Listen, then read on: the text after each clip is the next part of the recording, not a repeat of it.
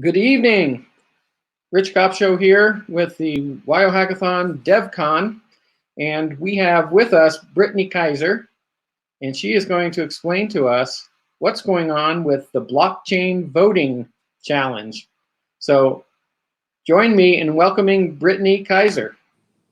Hello, Brittany. Hi, everyone. Hi, Rich. How are you? Good, good. Thank you for joining us. Absolutely. It's a pleasure. Yeah, so you've been working with Brock and the Brock Foundation, Brock Pierce Foundation, and then the Brock Pierce Foundation is offering this challenge for one full Bitcoin for solving the blockchain voting problem. Absolutely. Tell us about that. Why are we doing this? Of course. So the Brock Pierce Foundation is dedicated to positive social impact, especially technology-driven positive social impact. And what I think a lot of us can agree upon is that one of the biggest issues that we have around the world today, but especially in America with our upcoming election during a pandemic, is the sanctity and the trust within our democracy. So this year, we are going to not only have an unprecedented low voter turnout, mostly because a lot of individuals, even if you voted every election your entire life, you've probably never ordered an absentee ballot. And that is not automatic in most states. You usually have to request it. In some states, you even have to request it with a reason why you are voting absentee instead of going to the polls. So this year, we're going to see an unprecedented number of people who are not sure exactly how they exercise their civic duty in order to vote for their legislators and their representatives. And we've seen this all around the country where there's already problems with people understanding how to register to vote, especially in states like Wyoming where you cannot register to vote online. And what does that mean? How do you turn that into a post box? How do you make sure that the Secretary of State or your local clerk's office has it? And having accessibility to these foundations of democracy is going to be one of the biggest challenges that we face over the next couple of weeks, especially. But we've already seen these challenges being flagged all around the country. Now, luckily, what we've been able to see over the past few years is that there have been 5 states that have already tested blockchain voting. And that has been specifically for our military, both Right. Retired and active overseas duty military that usually vote absentee anyway. And so to make it easier on them and their families, providing a solution for them to easily do that from abroad. Mm-hmm. Now, you're talking about what Mac did over there in West Virginia? Yeah, absolutely. Yeah. West Virginia is one of those states, which is fabulous. And so there have been 2 major solutions that have been tested with varying degrees of success. But as far as I've heard from both legislators and from participants, that in general, all 5 pilots were successful, but could be improved upon, from voter education to making the process more user-friendly, to making, obviously, an app that anybody could understand and has the least steps in it possible, only the minimum required by the Federal Election Commission in order to verify that you are who you say you are, which a lot of the people listening to this will know as being able to verify your identity, which is a lot easier done if you're using digital identity frameworks. I think most of you have probably come across plenty of projects on that side and have done your own thinking about what that actually looks like in practice. But from securing your digital identity to being able to vote online once they know you are who you say you are, getting your ballot, understanding who is on the ballot, which many states actually right now give you a voter guide, and that tells you who's running, what they stand for, and how to vote for them. But there are some states that do not do that, including Wyoming. So the reason why we did this challenge is specifically before you go there, let me ask you about hanging chads. Absolutely. So you're exactly right to ask that, Rich. So what some of you guys might have heard of before is the hanging Chad challenge or problem, which was one of the reasons why the most famous election recount happened in Florida in the year 2000. I was in middle school, and I remember I was watching the TV with my parents and constantly asking my parents, "Why don't we know who is our president yet?" And it was because there was a paper ballot that was so poorly designed that it was really easy to accidentally poke out the wrong hole or fill in the wrong bubble. And you would be voting for someone other than who you thought you were voting for. I think a lot of these user experience design issues could much more easily be solved with an easy user interface on a digital app as opposed to actually having pieces of paper.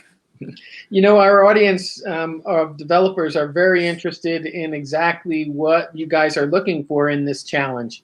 So what I'm going to do is turn it over to you and let you explain what it is that would make them very successful in solving the problems that you're bringing up. Now, a lot of these are deep, deep problems, and they may not be able to get them all solved, but at least give some idea of how you're thinking about who gets to win a Bitcoin for all of their efforts. Okay.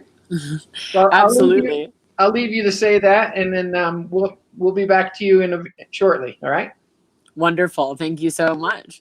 So, thank you, everyone that is working on this challenge and dedicating your time, your energy, and your intellect into helping build what I really consider and what the Brock Pierce Foundation considers to be one of the most important challenges and, in general, issues that our country is facing and that many countries around the world are facing. During this pandemic, we have seen that elections around the world are being delayed. We're having difficulties with people registering to vote for the first time. We're having difficulties with people understanding how they can vote from home with a mail in paper ballot, distrust of the safety of actually going to the polling booth. And therefore, the entire foundation of democracy could be in question if we cannot solve this problem with forward thinking technology. Now, as I mentioned with Rich in our conversation earlier, it has been now 5 states that have tried blockchain voting pilots with varying degrees of success, but in general, showing that this was much easier for our brothers and sisters that are serving abroad to be able to use a blockchain voting pilot and use an app as opposed to actually having to deal with paper showing up to another country and being returned back to the United States. So I think we can all agree that technology is the answer to making sure that we can secure the sanctity, the legitimacy, the trust back into our elections and into our electoral system. So there's quite a few different facets of this problem that I think are really important to go through. And the first is digital identity. Now, this is not a digital identity challenge, so I don't expect you to solve for that specifically, but I do think that because voter engagement, voting, registering to vote, all of this relies on you being able to prove who you are. It's very important to make sure that digital identity is integrated into the solution that you're building. So you don't have to tell me or the foundation how the digital identity solution works, because there are plenty of solutions that are out there, even many that are enterprise level at this point. So you can just plug in a digital identity solution, but that needs to be first and foremost something that is included. Now, once a voter can prove who they are, you're going to know what state they're voting in, and you're going to know whether or not they're already on the voter roll. So are they already registered to vote? So first off, once you know that someone lives in a specific state, say they live in Wyoming, your blockchain voting app could include the voter a voter education packet that lets you know exactly who is on the ballot that year, what types of ballot initiatives might be also available to vote for. So all up and down the ticket, who's running, what issues are being discussed. And that is really a voter information brochure almost, so that they can see what their choices are. How do you make a choice if you don't know what's on the menu, so to say? And I think that's incredibly important to solve for, especially in a state like Wyoming that doesn't currently have that already available.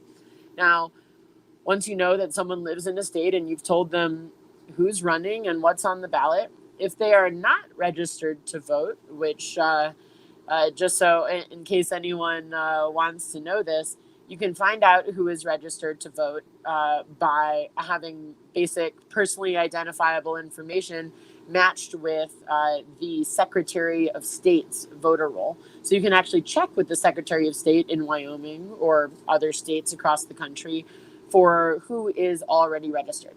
And if they are not already registered, then that is the next step. Register people to vote. Now, in order to get someone registered, this is something where you're going to have to check with the Secretary of State. Right now, in Wyoming, you cannot register to vote online. And that, I think, is going to be a problem for a lot of people in Wyoming this year because, again, getting paper documents to an office, traveling outside of your home, especially if people are in rural areas, is something that is going to be quite difficult during a pandemic. Even though Wyoming is not shut down, you still have the right to move around, which is fabulous. But it's still going to be quite a challenge for people that perhaps either haven't voted in Wyoming before or haven't voted before at all. I myself am a new Wyoming voter because when I moved, there was not, an upcoming general election. And so that is something that's near and dear to my heart personally. And I will be very excited to see someone that is able to provide that type of solution. So, you have your voter education, you have your voter registration. Now, if you can verify that someone is registered to vote, again, this is just, an easy API into the Secretary of State database that shows who is on the voter roll. Then you can go to what type of voting mechanisms you are most interested in. So there are various ways, which is what I'm really interested in seeing. There are various ways in order to allow voters to be able to vote in an election. There are a lot of different options on the application side, as well as an in-person voting booth that could be run on the blockchain.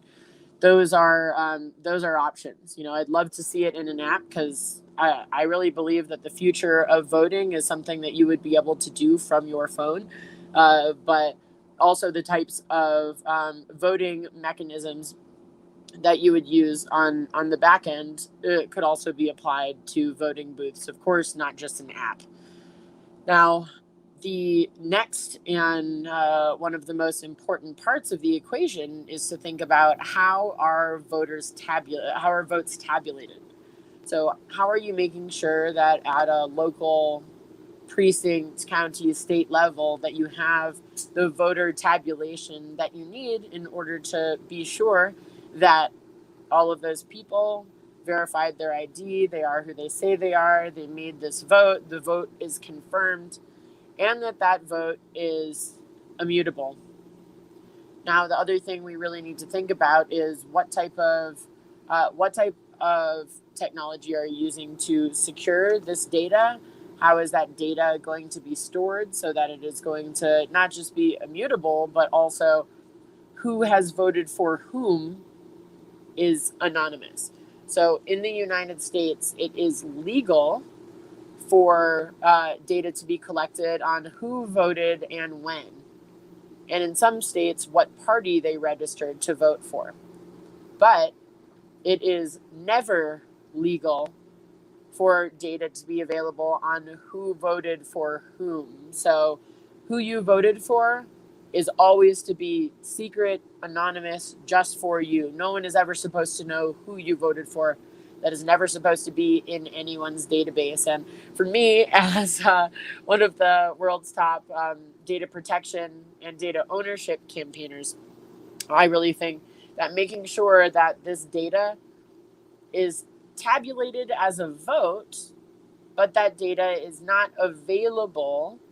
So anonymized or pseudonymized data sets that are made to be private and cannot be accessed, cannot be hacked, would obviously be a massive bonus. Now, I suppose I would also say that some of the things that will be most interesting for this entire process, from verifying your ID to figuring out who you can vote for, getting people registered and getting them voted, getting that tabulated, and having the data stored in a safe and unhackable way, where and if possible, is that whole part of the equation needs to be as user friendly and as few click throughs or as few asks as possible. So if you can have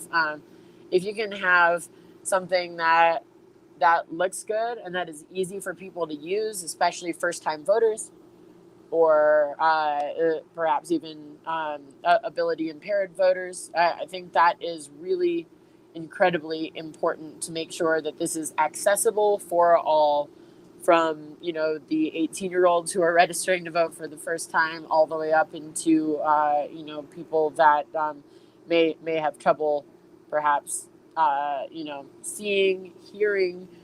These are the types of things that are very important. They're in some states you can register to have special ballots if you have special needs, in order to make sure that voting is accessible for you. So you might want to think about some of those issues, especially, which I think would be, again, a special bonus if that was a part of it, to make voting as accessible for all as possible, which is where the whole idea of making the app user friendly comes from. So I think that is something very important for all of you to think about. Now, as I mentioned when I first launched the challenge at the Maine WYO Hackathon conference a couple weeks ago, what you should look out for are the specific voting laws in Wyoming. So what are the ID requirements? How early do you have to register to vote before the election? How long do you have to live in Wyoming before you can register to vote in a Wyoming election? All of these types of specific rules, which can be found out from the Secretary of State. There's plenty of resources online to figure all of that out. Then you can tailor the solution specifically, because I think all of us would agree that we'd love to see Wyoming become the next state to test out blockchain voting. Something else that I should tell all of you guys, which might be exciting for you, is that last night in Denver, we just held the open presidential debates. So that was 5 different independent presidential candidates that were debating against each other, and it was respectful. It was inspiring. No one went over time, but that's besides the point. What's very exciting is that you can vote on all of these candidates using a blockchain app. So we are testing right now different types of blockchain apps in order to do more rudimentary voting for people who would progress on to the next debate. And I think, considering that the next debate is actually going to be held in Wyoming, it will be held in Cheyenne on October 24th, on Saturday, that this could be a really interesting use case for this app. I mean, the day that the hackathon ends is the date that we are hosting this in Wyoming. So we would absolutely love to have as many students as possible come over to the conference and watch the open presidential debates on Saturday, the 24th. So we would love to see you all there. We'd love to be able to meet with you about your product, talk about the growth of your product, look at how we can support you into turning this into a real company that could get a government contract for becoming the voting solution for the state of Wyoming, and also be used in other types of political organizations that are interested in blockchain decision making, in consensus mechanisms, in education, All of these different components can be used not just for regular state elections, but have ultimately endless applications across different industries.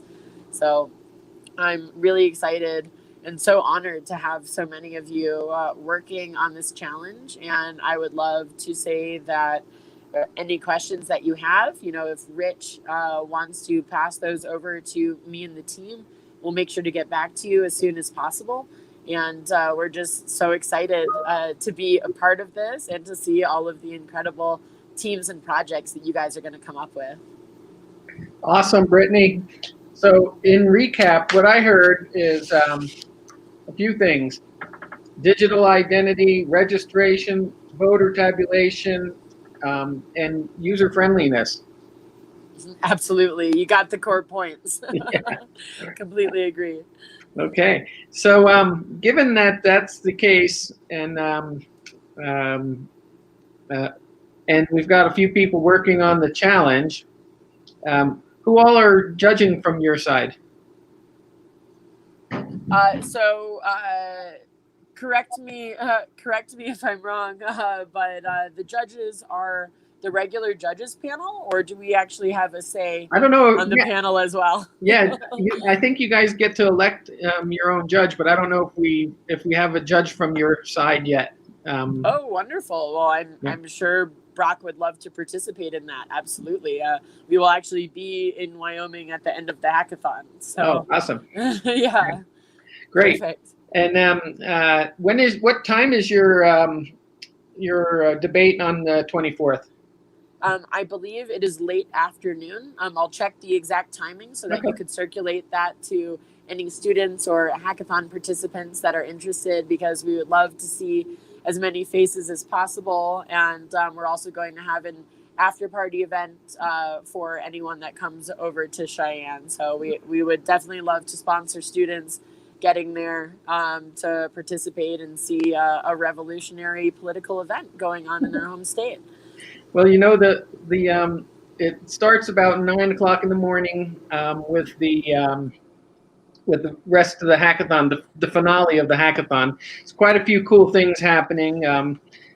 Peter McCormick is going to do a fireside chat with Caitlin. Wonderful. Scott Stornetta is giving a talk at 10 on why most startups fail. And so there's a few really cool things happening, but we'll probably be done with giving all the awards and everything by the early afternoon, and therefore if people can tune in on what you guys are working on. Absolutely. We will definitely pass around all the details. It's called the Independent National Convention, the INC, going on at Little America in Cheyenne. And so we will make sure that the debate is at the very end of the day after you guys have finished your programming. So any faculty and students and hackathon participants that want to tune in or even come in person, we would absolutely welcome you. Yeah, it sounds like fun.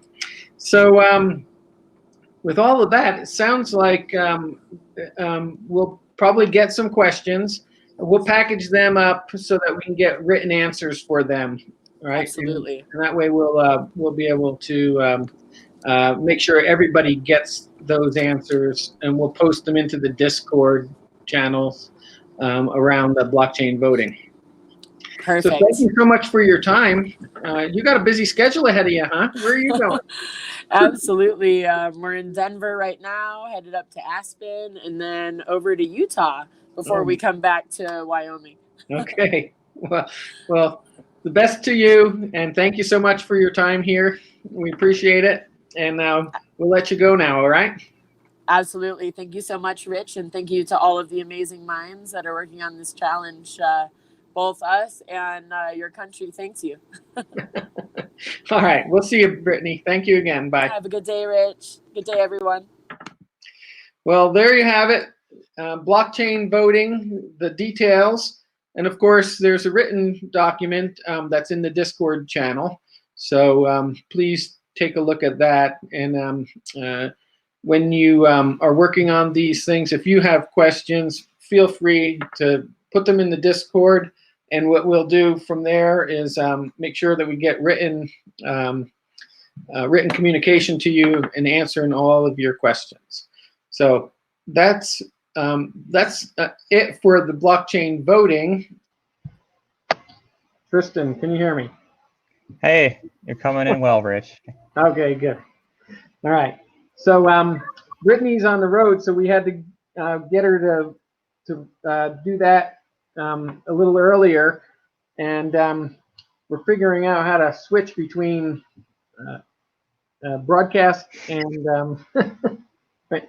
So I just wanted to add a couple of points there. Number one, the WYO Hackathon is does not support any candidates. It does not have any political affiliations.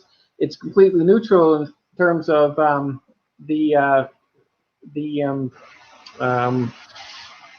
different people that come on our show.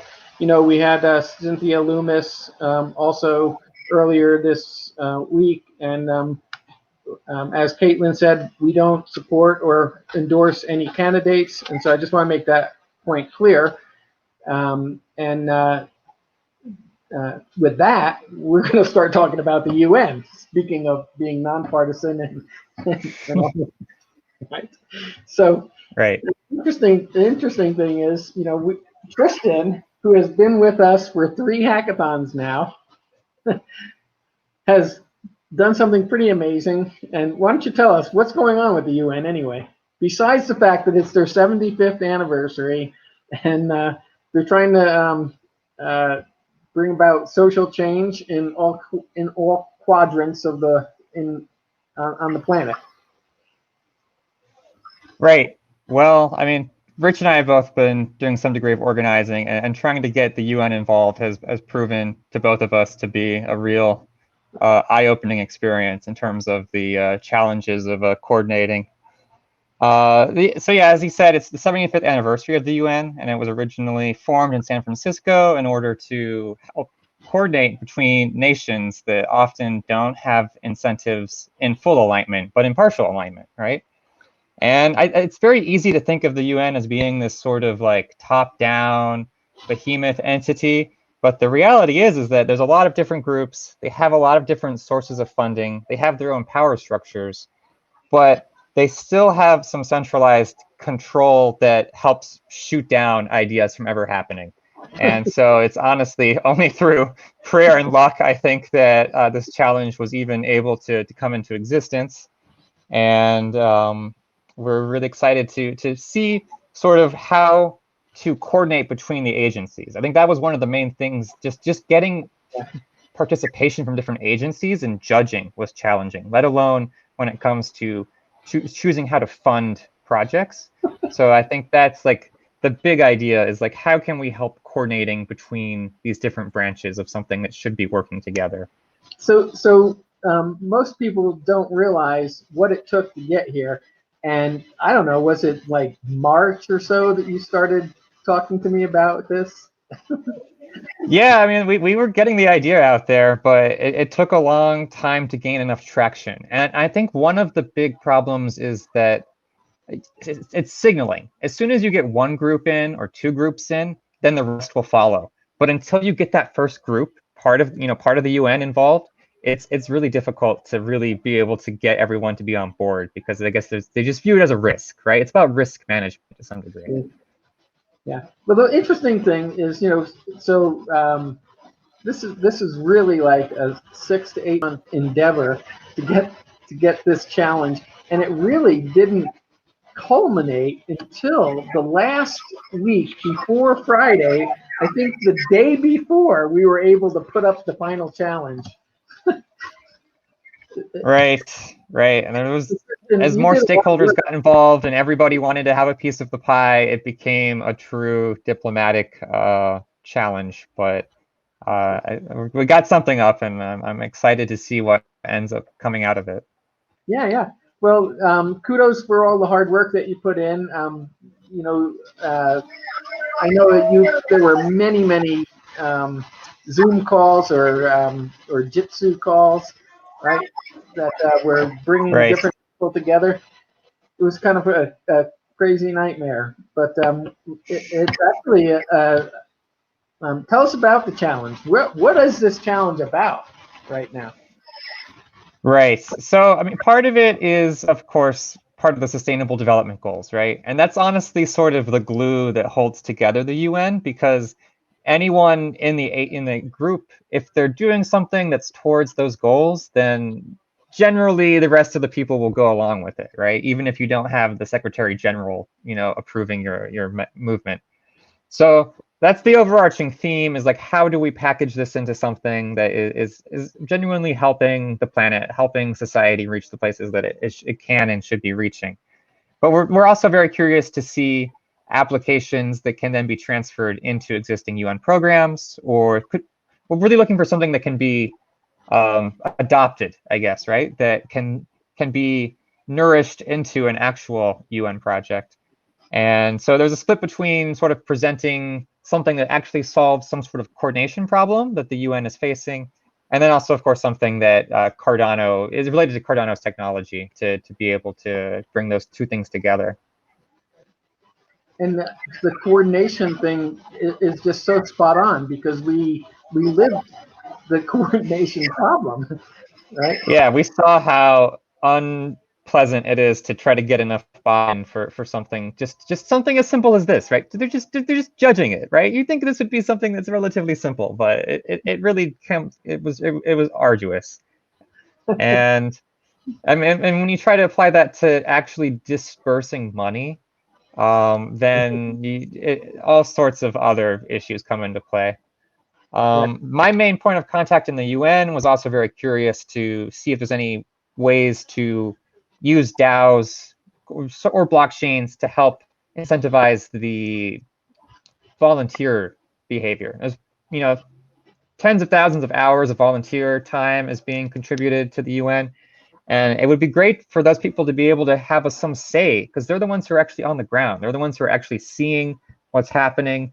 And you compare that versus some bureaucrat in Germany or France who has no idea what's actually happening and what's actually useful. So again, being able to coordinate between all the different actors without it just being a simple top-down mechanism is the core of what the challenge is looking for. Right. And so, a lot of credit to you for enduring through all of that.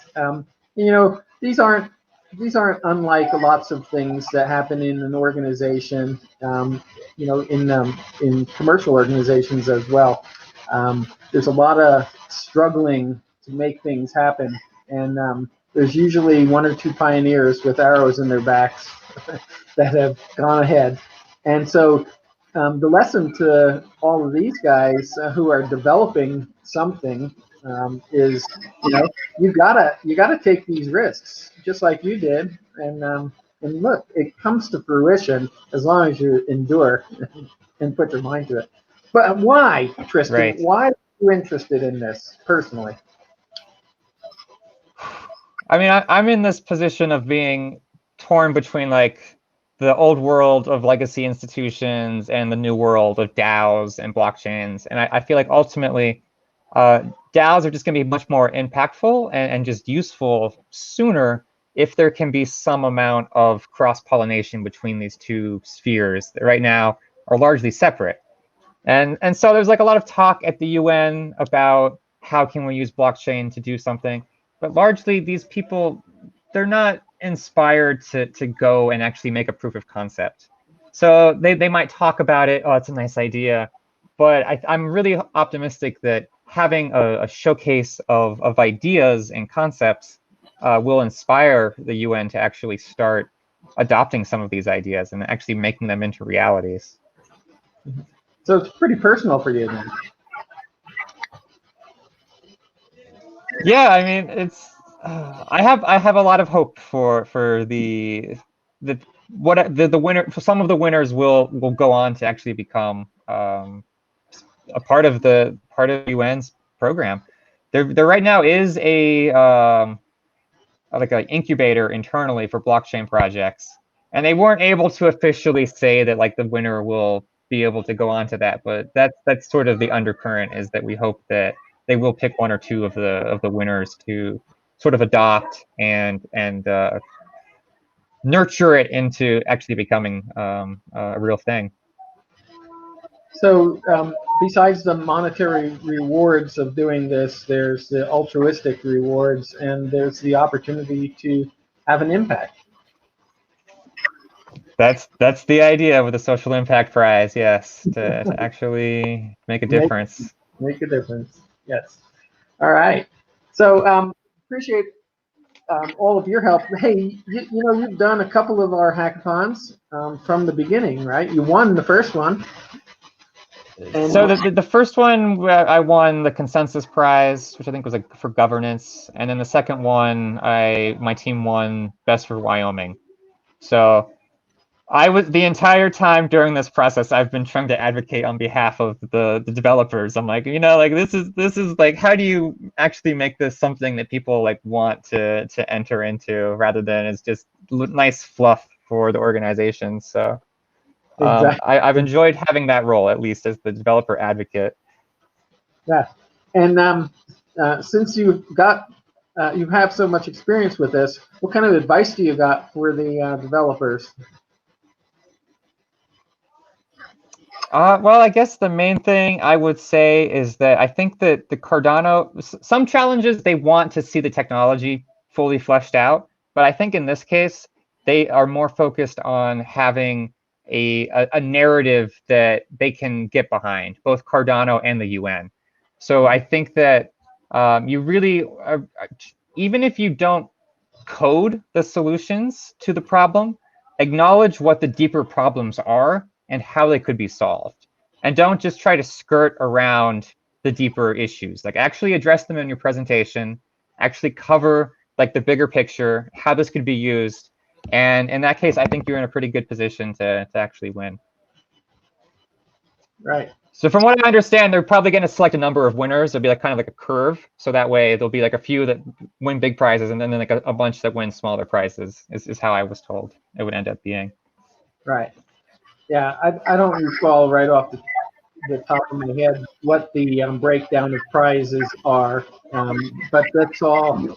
Well, so in theory, they're going to be using their governance system on Cardano to do the actual judging. We'll see if that actually gets implemented in time, but you know that could be a nice little feature that it's sort of like a point system. So that way, there's like there's that spread between winners, and everyone can sort of determine who their favorite is.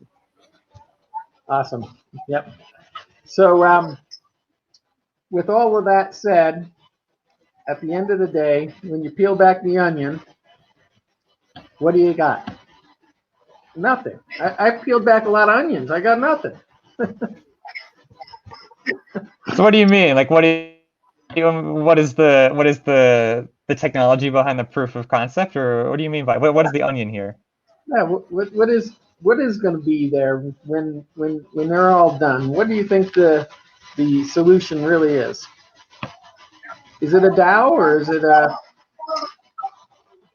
some new form of governance?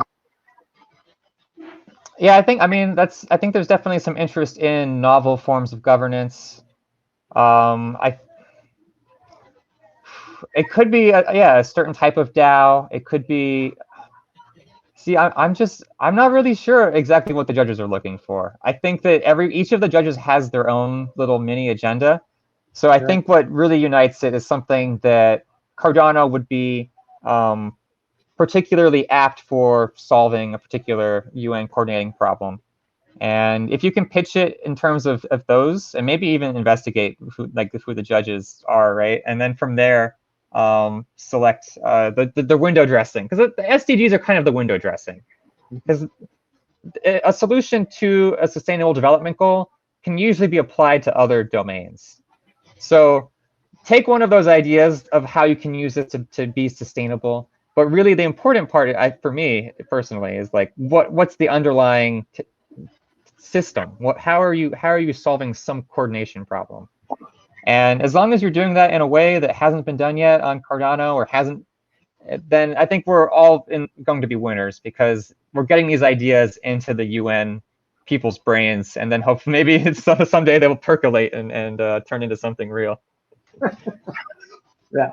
Well, I appreciate you being on, and we're actually going to wrap early this this evening because it's a Friday evening and we want these guys to get back to coding.